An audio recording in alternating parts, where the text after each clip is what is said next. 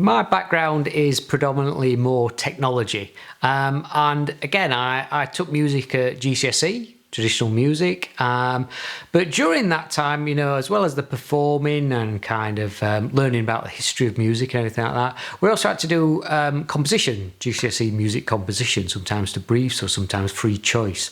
And instead of doing it by hand, kind of writing out scores, that sort of thing, we got to use computers. And that was when I really kind of fell in love with the idea of the digital audio workstation, of being able to play a keyboard but change the sounds and effectively play almost any instrument I want in some senses, having a violin sound or a flute sound or drums, guitar, changing it to kind of electronic instruments. And that's really where my passions kind of lie.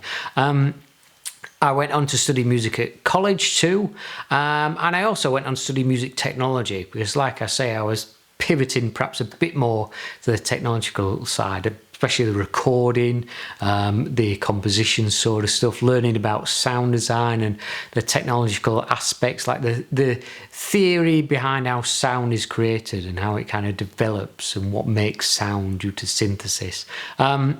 And in that time, I carried on making my own tracks, and they were getting better.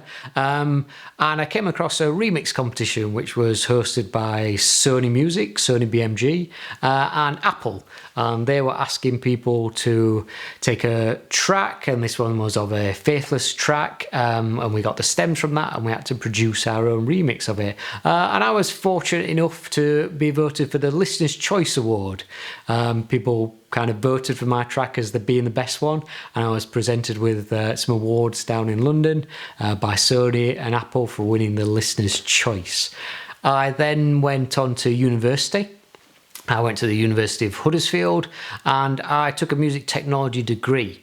And again, that was, kind of focusing on recording orchestras, recording bands, kind of very recording music for film, kind of composing music for film, a lot of synthesis, a lot of sound design, and working in lots of bands as well too. So for instance, like a reggae band, a live drum and bass band, pop bands, acoustic bands too. And I always really remember, I'm quite practically minded, and I was always thinking, the dissertation's coming up in the year 3. I'm not quite looking forward to that one. And I decided to base my sort of paper on an old synthesizer, which was the Roland JP 8000 or the Roland JP 8080. And it had a specific synthesis waveform in there called the Supersaw waveform, and that was a sound I really loved. It was meant to kind of reproduce a thick string orchestral sound, and to be honest, it didn't really sound much like that, but it did really sound quite incredible, and it created the whole genre of trance music in the dance industry. And I based my paper on that, kind of researching how that sound was maybe created, what effects give that its signature sound, and I actually really enjoyed it in the end. I never thought I'd enjoy writing that much and kind of doing that much mathematics, but I really did, and that was kind of one of my highlights of university.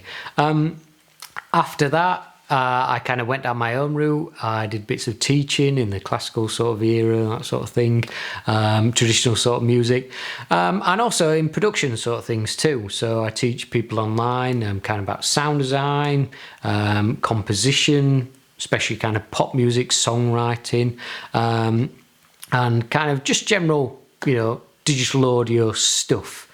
That's one of the things. I've been signed on plenty of record labels in the UK, in Europe as well, Netherlands, kind of America and that sort of thing. Release music, dance music orientated, that's my love. I really like that sort of thing, and kind of combining sometimes of the classical sort of elements within dance music.